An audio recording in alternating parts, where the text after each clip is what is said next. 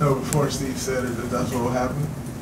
And so it wasn't a surprise. But, I think it really set the tone for this game. We flying around on the defensive end to start the game, pushing the tempo on the offensive end, and I think, we got out to a 17-4 lead or something like that. And so, it really showed up for us and a great adjustment for us, for sure.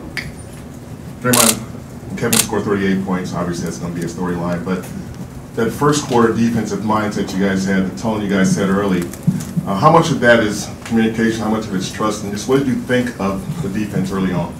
I think the defense was great early on. Like I said, we got stops. AD was able to get going there a little bit, but that's that's gonna happen. He's a great player, but when you can shut everyone else down the way we did to start the game, it really sets the tone. And so, just to go out there with that mindset, we knew that if we go out and get stops, it'll get our offense going. And what that'll do is allow us to continue to set our defense. And, that was key for us in building that lead to start the game. And, we was able to hold on to it throughout. Draymond, it took you 9 playoff games before you got your first technical foul. Can you talk about just sort of the balance between your intensity and your restraint throughout the series? Yeah, he told me I got a technical foul because I was yelling after every play. But I ain't say a word when I got a text. I don't know, I was a little confused by that one. But, yeah, so it should be 10 games. No, but I mean, it's just, like I said before, it's just growth. Understanding, what's at hand. Understanding, how to use my emotion for me as opposed to allowing them to work against me. And, I know that's big for us as a team, and so just try to lock in and focus on that. Steph, in front, did you realize that was the first time that 5-man unit had ever started together for you guys? And is there anything different to the feel when it's, because you play a lot, those 5, but is there a different feeling to it when you're starting? I didn't know that until right before the game, but just like Draymond said, the versatility of that lineup, and everybody's a playmaker, and defensively we flying around. Just got the energy right to start the game, and we took advantage of it. Got the momentum on our side, and able to set the right tone for bouncing back after a terrible game 3. So see how it goes the rest of the series, but it's just a matter of just locking in, playing with energy, talking, playing physical, and we did all of that. Steve said that he felt like you had a conditioning breakthrough today. Do you feel that's accurate? My lungs feel really good. It's their third game back. Keep pushing. After 5 weeks, like adrenaline rush was crazy the first game, and you ride that. Second game was a little different. Tonight felt good. As long as I'm out there just playing hard and all that, the timing and the endurance and all that stuff will come back. We've been working really hard at it. Steph, on that same note, what's just kind of the progress you think you're making in terms of being able to ramp up the workload even more moving forward? No concern really. I mean, every time I get subbed out, I'm kind of pissed off, but really, to be honest with you, just because I feel like I have a little bit more in the tank with coaches making the calls and trying to keep the right rotations in and whatnot, save me from myself a little bit. But as long as I have the mindset when I'm out there, like I said, just play hard and do what I expect myself to do, help my teammates, out there on the floor, it'll all start to click more consistently. Steph, Draymond is 3rd in the league in assists throughout the playoffs. How has he been facilitating out there, and what's that like, having him doing that? That's nothing we haven't seen before, to be honest. He's got great court vision. It's weird talking about you when you're sitting.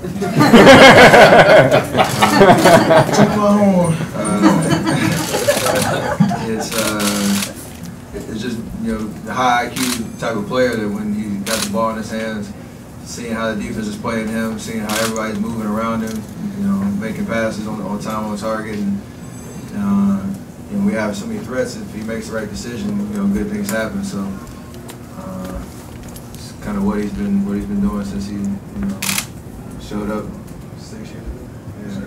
Yeah. It's been great to see that part of his game evolve, and we need that at times to kind of, have some sure possessions when we need to get a good shot. And he's able to play make and facilitate.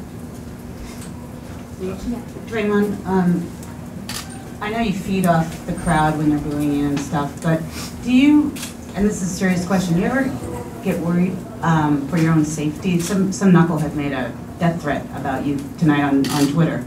Yeah, I heard about that. No, I don't. If you feel the need to do something like that about basketball, then I feel bad for him. It's kind of sad that someone would take this that serious. When you're talking, at the end of the day, what's a game? And, making death threats, talking about life. I just pray that he gets the help that he needs. Because I personally, number one, don't worry about it.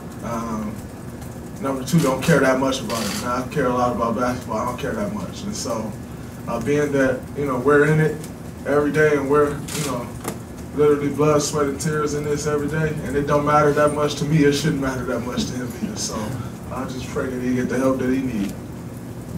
Draymond, back to basketball.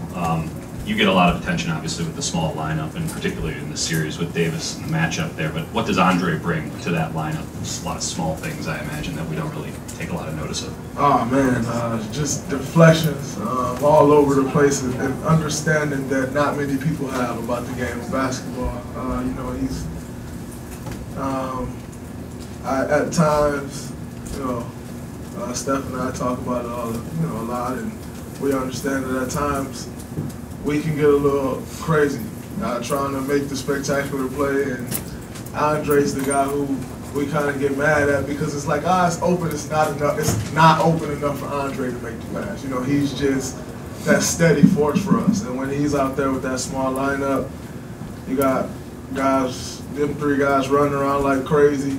Sometimes me trying to squeeze the ball into the smallest gap possible, and then he's just there kind of calming us down. And then what he brings on the defensive end, being able to switch and guard bigs, can obviously guard wings, and tonight he was huge on Mirotic. He's key in this series, and the way Andre guarded him tonight was huge for us. So, very important to that lineup, and what he brings to the floor for us, for sure.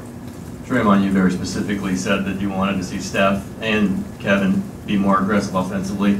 Specifically, Kevin looked like he was really seeking shots. Did you sense that? Did you know that was going to happen right from the get-go? I definitely seeked it. I mean, you could just tell that very first play, the way he came off that dribble handoff, where his mindset was at. And he got to the spot, I think, the first two plays and got a pull up in the lane. And that's what really gets him going. Him getting in the lane and getting to his pull-ups. That's what he loved. And so you could definitely see it. And then Steph came off, was coming off screens and firing. And that was big for us. I still think, he can be more aggressive. And as these playoffs go on, we're going to continue to need him to be more aggressive, and he will. But, I think sometimes we fail to realize that he won't admit it, but man, had 11 weeks off. And, coming back from that, you're still getting your feel. Some of the shots that he missed today, he never misses and won't miss them again. So I just, looking forward to continuing to have him out there and, picking up his aggressiveness as these playoffs go on. And then also, K being aggressive as he was, and Clay as well. Sometimes teams have bad shooting nights, but with the Pelicans, I think missing 22 out of 26 threes. How much credit do you guys give your approach defensively to guarding them on the perimeter after that previous? We got to give our defense a lot of credit. We were a huge part of that is taking care of the ball. We did a great job of that tonight, and they're not getting those transition threes. So then they're taking contested ones, and we get good contests, fly around on. We get out of our set defense. It makes it a lot tougher. So, that was big.